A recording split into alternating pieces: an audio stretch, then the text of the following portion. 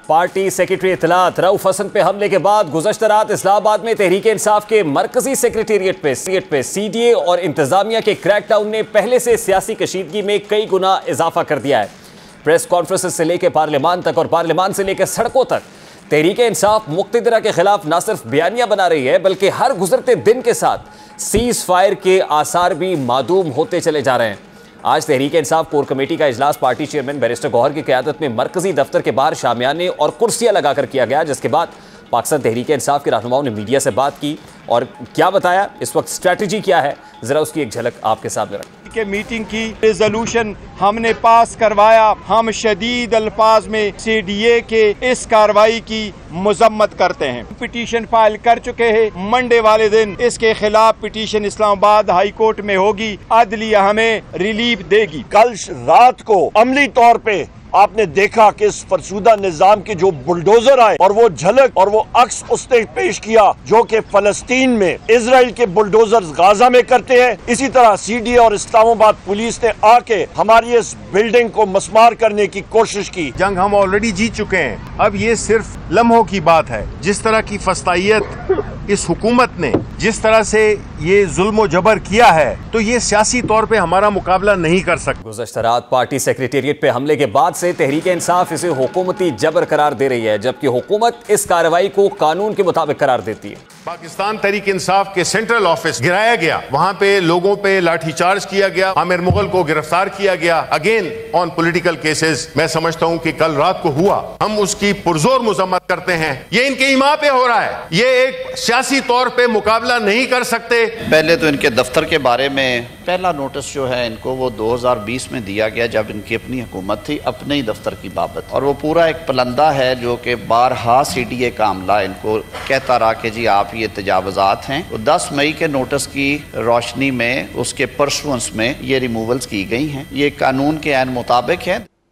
हुकूमत की जानिब से इस बढ़ती हुई कशीदगी को रोकने के लिए एतमाद साजी की फजा कायम करने और दहकते हुए माहौल को ठंडा करने के लिए फायर फाइटिंग की बजाय बराबर तनकीद के नश्तर बरसाए जा रहे हैं, जिसने सुलगते हुए इस माहौल को मजीद दहका दिया है। किस कानून के तहत हुआ है, किस आइन के तहत हुआ, कौन है करवाने वाला, क्या कोई पूछेगा उसको, क्या उसको कमरा अदालत में बुलाया जाएगा कि वो जवाब दे? रऊफ हसन साहब के अपने बयान के मुताबिक जो उन्होंने दिया, मन्नोआन FIR दर्ज कर ली गई। हुकूमत बिल्कुल इस वाक़े की पूरी संजीदगी के साथ तहकीक कर रही है और करेगी। हमें इस बात का दुख और अफसोस है।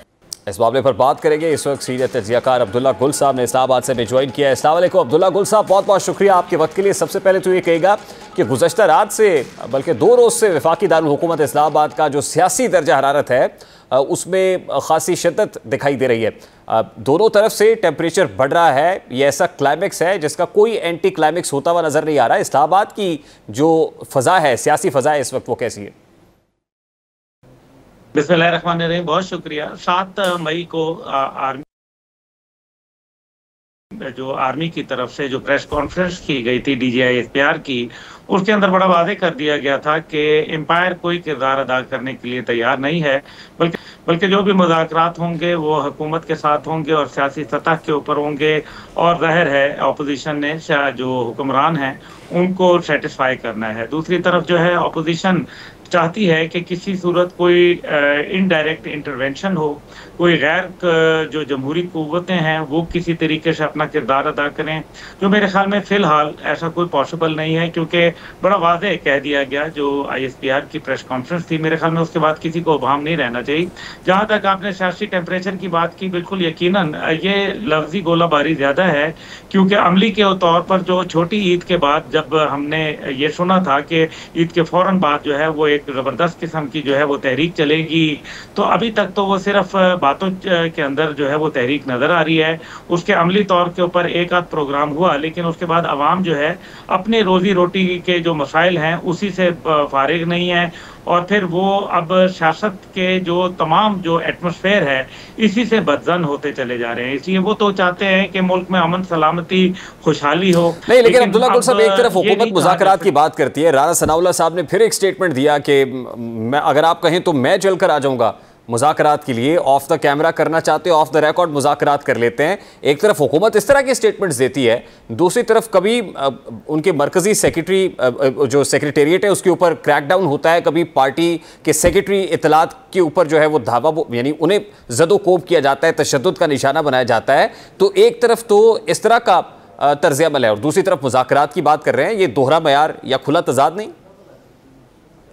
जी देखिए, पहली बात यह है कि मफरूज़े अख़ज़ करने नहीं चाहिए हमें कि जो सेक्रेटेरिएट का तो आपको पता ही है कि जब वज़ीर आज़म थे तो 2 नोटिस जो है तब गए थे जब बानी चेयरमैन जो थे वो वज़ीर आज़म थे, तो उस टाइम पे भी CDA के बायलॉज जो है वो तो किए गए, वायलेट किए गए। और मुझे नहीं अभी तक जहन में आता क्योंकि मैं भी रावलपिंडी इस्लामाबाद का रहायशी हूँ, मुझे मालूम है कि ज़रा सी भी कोई चीज़ जो तजावज़ात जो नाजायज़ होती हैं उनको CDA नहीं छोड़ता। इतने अरसे CDA ने क्यों छोड़े रखा, ये तो मेरे ख्याल में एक अलग सवाल है।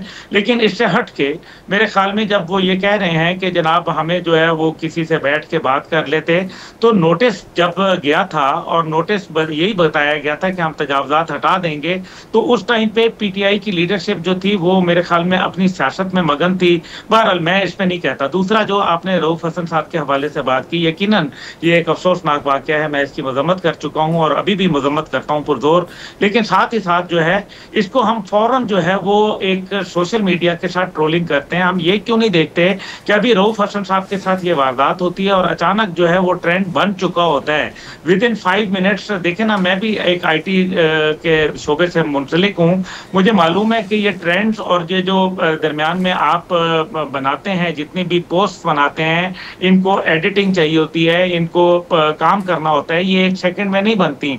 तो ये चीजें क्यों हो रही हैं मैं ये नहीं कह रहा, लेकिन बाहर तो आपको नहीं लगता कि अगर ये मामला बैठ के अक्रॉस द टेबल हल कर लिए जाए तो बहुत बेहतर है, रादर देन कि आप फिर ये ट्रेंड्स भी फेस करेंगे, बदनामी भी फेस करेंगे, आपको बुरा भला भी कहा जाएगा। अब यूज़ ऑफ फोर्स से तो मसले का हल नहीं है कि अगर ताकत कम पड़ रही है तो ज़्यादा ताकत का इस्तेमाल करें तो इससे मामला हल हो जाएंगे। ये तो काउंटर प्रोडक्टिव होते हुए नजर आते हैं। देखिए, आप कभी भी जो है वो यूज ऑफ फोर्स सियासत के मैदान में नहीं करते, बल्कि आप सियासत होती ही तब है जब फोर्स जो होती है वो नाकाम हो जाती है, यानी कि जो जंग हो चुकी होती है और उसका फिर हल जो है वो टेबल पे निकाला जाता है और सियासतदान निकालते हैं, और हमने पाकिस्तान में ये देखा भी है। लेकिन मसला यहाँ ये है कि दोनों तरफ जो है वो मेरे ख्याल में एक बहुत तिफलाना एटीट्यूड है। हुकूमत के अंदर भी कुछ मसाइल हैं, उसके अंदर ग्रुप बंदी है, उसके अंदर पीपल्स पार्टी एक जो है वो उम्मीदवार है जो कि मुस्तकबिल में उनको नजर आ रहा है कि वो वजारतें लेंगी, और इसी तरीके से दूसरी तरफ उनको ये नजर आ रहा है कि कुछ स्टैब्लिशमेंट के लोग उनके ऊपर मुसल्लत हैं। तीसरी तरफ उनको ये नजर आ रहा है कि जनाब जो शहबाज शरीफ साहब और नवाज शरीफ साहब के दरमियान में भी कुछ जो है वो गलतफहमियां या जो भी आप उसको कह ले वो मौजूद हैं। कुछ ये भी नजर आ रहा है कि पंजाब को ज्यादा स्ट्रॉन्ग करने की कोशिश की जा रही है। अच्छी बात है, पंजाब समेत पूरे पाकिस्तान को स्ट्रॉन्ग करना चाहिए। तो ये वो तमाम बातें हैं जो कि पहली बात जो मैं बड़ी वाज़ेह बताऊंगा, कोई एक डॉक्यूमेंटेड पॉलिसी नहीं है, यानी कि शुतर बेमहार है हुकूमत, जिसका जो दिल चाहता है वो बात करता है, यही बड़ा अलमिया है।